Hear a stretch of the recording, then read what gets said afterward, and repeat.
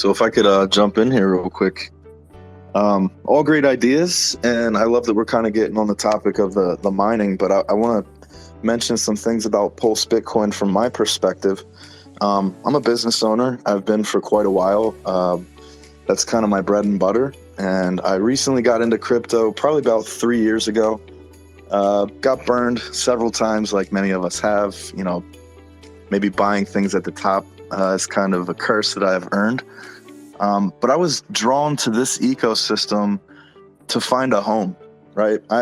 I'm a guy that needs stability. I don't like to day trade. I don't like to jump around and, have to follow charts every day and spend hours on YouTube seeing what influencers are saying about their coin.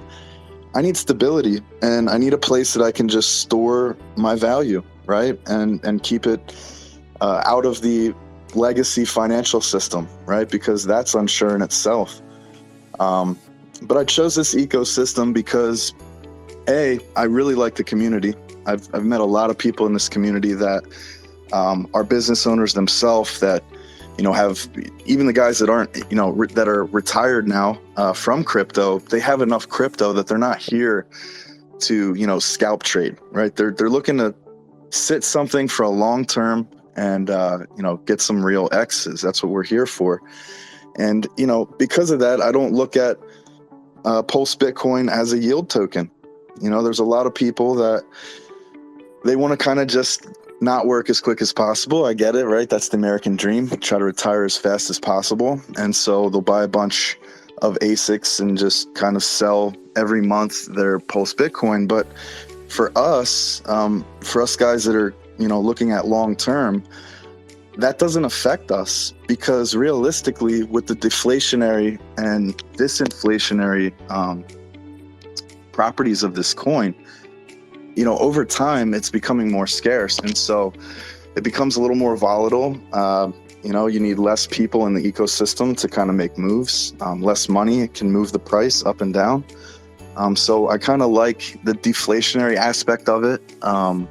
And I also would have to say that we're quite early, so I didn't put my value in something that's top heavy, like say OG Bitcoin, right? I mean, it takes years for that to turn a couple X's. It's not like it was in its younger years.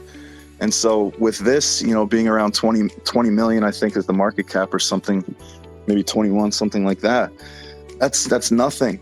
I mean, that happened during a bear market. That we don't even know what a bull market's going to look like. So this is a long-term thing for me all day.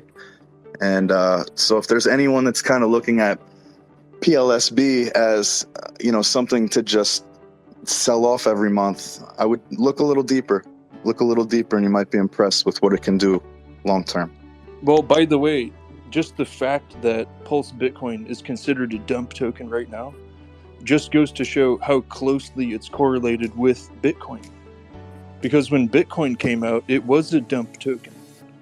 When Bitcoin came out, you heard people like Richard Hart saying he was mining 50 Bitcoin blocks, in 2011 or whatever it was. And he was smart. He held on to his Bitcoin. But there's a lot of people who just got it, sold it on the market, and they would have made more money buying Bitcoin.